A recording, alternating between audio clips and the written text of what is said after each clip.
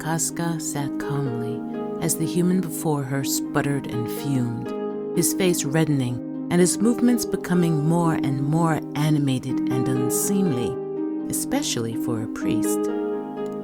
This was her first summoning to serve, a calling she had dreaded. She preferred the freedom to go where she wished and did not look forward to eons of a languishing in a dusty cave, a ruined temple, or a damned dungeon. Well, compared to how she anticipated this first contact would go, she was unimpressed so far. His hands gestured broadly, making the sleeves of his dark blue robes flap comically. She found the black and gold piping at the edges of the garment quite stylish, though. As he continued his tantrum, she surveyed the space around her. She had been called to a temple burial chamber, high and deep within a mountain. The white marble walls and floors were streaked with spidery veins of black. Strangely, the doorways were at least 35 feet high and 20 feet wide, much too large for normal human use. And this room was vast. The ceiling, about 60 feet up, included carved plaster reliefs of swirls of what looked like wind and mist that extended over onto the upper walls as friezes. Why were humans calling her to a chamber obviously built for giants? The air was heavy with the odors of oil and chalk, which wafted from barely dry plaster moldings and painted murals. She also smelled the stink of sweat from the robed and hooded figures that encircled her and the cleric. "You have been summoned by the ancient and pious rite," the agitated man insisted. "You will serve our guard by guarding the tomb of our king and protecting his remains and treasures." He ended the diatribe by placing his hands on his hips and furrowing his brow as if she were an impudent child that needed discipline. She fought the urge to laugh in his face, mostly because she knew he might prevail. The chanting was distracting and powerful. They might be able to compel her service if they knew just how powerful they were. The priest's overreaction implied they did not. "There is no consecration in this temple," she said with a dismissive growl. "Who is your king? Where is his body?" She purposefully paced around the binding circle, extending her claws as she walked so all could hear them click menacingly against the polished marble floor. As she spoke, she looked down at each solemn figure in turn. None of them looked up. They knelt around them, still chanting in unison. The song was haunting. The various incantations sounded in rounds, creating layers of harmonies, throaty yodels, and an underlying buzzing drone. Rakaska felt the pull of their devotion and purpose tease at her mane. She felt a cool, prickly air raise bumps on her skin beneath her fur. But there was one warm, soothing thread of power that did not mingle with the others. Someone behind her was not what they seemed. Rakaska pondered their presence as the supplications continued and their leader ranted. "What secrets are concealed here? What treasure?" There they were. Rakaska could see that while all the others were of general human height and were kneeling, one was actually standing. Within an illusion of a kneeling human-sized figure, a gray-haired female dwarf stood, looking around and carefully taking note of everything. Interesting. She turned back to the leader, stood up on her hind legs, and roared. "This is not a duty worthy of a sphinx." Her eyes, all golden sclera, glowed with halos of power. She extended her wings fully. The pressure of the displaced air ruffled the vestments of all around her. "Release me from this summoning and have your god beckon when you have something of value to protect." The priest stepped back for a moment, seeming unsure, but the chanting continued, and the summoning remained intact. Rakaska knew that if she was not released, she would be bound to this tomb, protecting it against her will. The continuing chanting and the absence of an attack seemed to buoy the priest's confidence. "I think," he said, straightening his sleeves, "if you could leave right now, you would. You know our god has power, and you know our summoning is justified." He recovered his authority, stared into her pupilless eyes, and spoke calmly but with increasing volume. "I summoned you by sacred right. I charge you by your nature and purpose. I bind you with celestial might to this holy place to protect it from all interlopers who come after us. You will serve."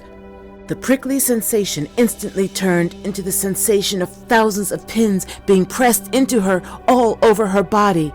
So this was what the final binding felt like. A collar burned into her entire being. Almost interesting. The chanting faded as the gathering of clerics ended the ritual, some panting from their exertion. They began to rise slowly and stiffly from their kneeling positions. Rakaska watched discreetly as the illusion rose, mimicking the rigid, halting movements of the others, and walked as a halo around the much smaller figure within it out of the room with the others. As he left, the priest smirked at Rakaska. "You are now free to explore the temple. You'll be glad to know there is at least one recently acquired item that you will be guarding for quite a long time. Our master does not lose." Doors swung smoothly and silently behind him, and she was alone. As her discomfort faded, Rakaska stretched and arched her limbs, joints, and wings, and acclimated herself to her new mission. She padded soundlessly. No need for claws now, through the various chambers. They were all laid with marble of a reoccurring palette. Black on white, white on black, variations of dark blues and golds integrated into the designs. Murals depicting giants and their pantheon decorated the walls. Rakaska studied them closely, gaining insight into the relationships, the embellishments, and the outright lies depicted. The only item that seemed valuable was a stone hammer that lay on an altar in a small dark vault, made of gray-blue stone embraced with decorative gold. It was large enough for a giant to use, but seemed more ceremonial than functional. It was definitely magical, but Rakaska would have plenty of time to investigate it, so she let it be on her initial rounds. All in all, there were worse places to watch over. She wished there was a library, though. After her cursory exploration of her new post, Rakaska returned to the outer chamber where she had initially arrived. Her first summoning had been disappointing, but her function was clear. She settled into the meditative state that marked most of her previous disembodied existence and waited. "Hey!" Rakaska roused immediately and leapt into the air, her wings extending fully to allow her to hover near the high ceiling. She could not have overlooked an intruder. She flew and walked the various rooms and halls, her innate hypersensitivity alert to any clue of the trespasser, but found no one. All was secure, but she could not have hallucinated. "Hey, it's just you now, right?" Rakaska turned toward the direction of the small vault. "Hammer?" she responded telepathically. "Name's Fabe.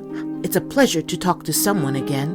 I don't trust any of those prideful giants or their pissant minions, but they seem to have gotten your hackles up too, so maybe we can be friends.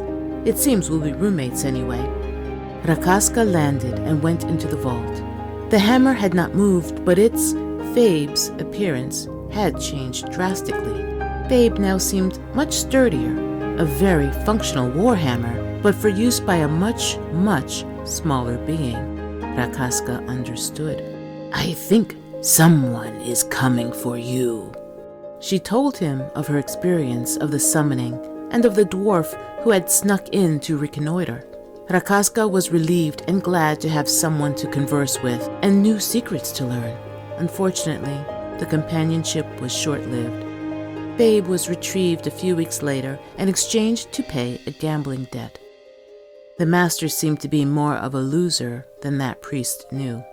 Rakaska promised her friend that she would keep his secrets from all unworthy suitors. When the dwarf snuck back into the temple, Rakaska was waiting for her in Fabe's room. "Think well and answer true," Rakaska growled from atop the altar. "I am both binder and liberator, both thief and owner, both congregant and interloper. Who am I?" Rakaska watched closely as the elderly dwarf agonized over the riddle. Shock and worry furrowed the small face, and her lips mouthed the words over and over. Finally, the fretful expression melted into understanding. "Drugared of the Hammermite clan, at your service," she said with a wink and a bow. Rakaska gave a short, snuffling growl of satisfaction.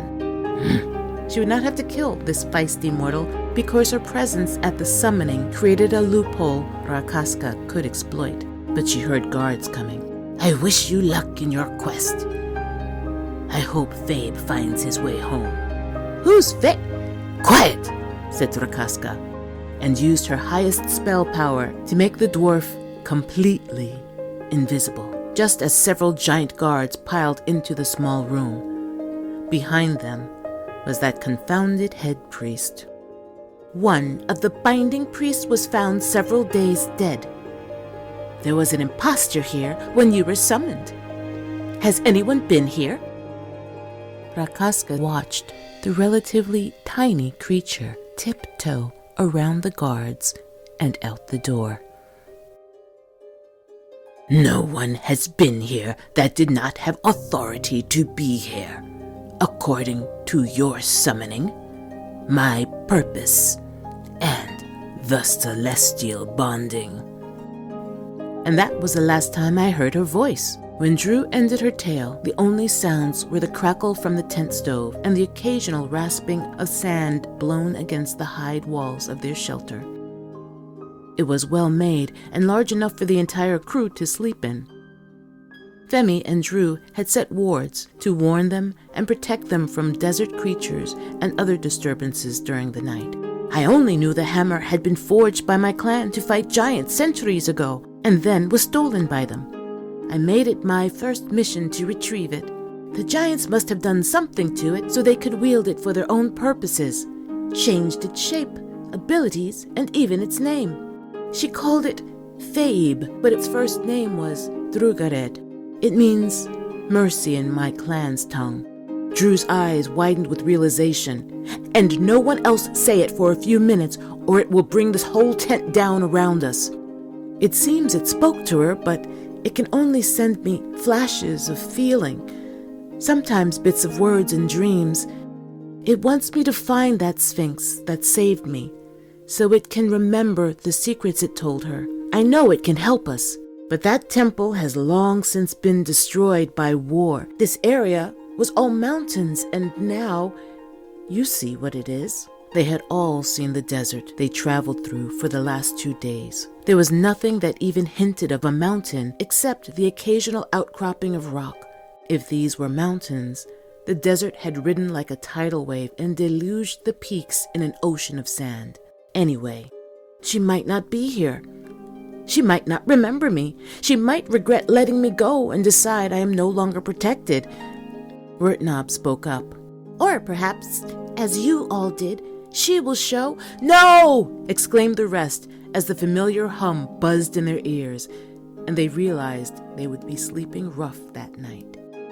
A few miles away, out and down, golden eyes without pupils opened, and a throat that had been silent for a century growled.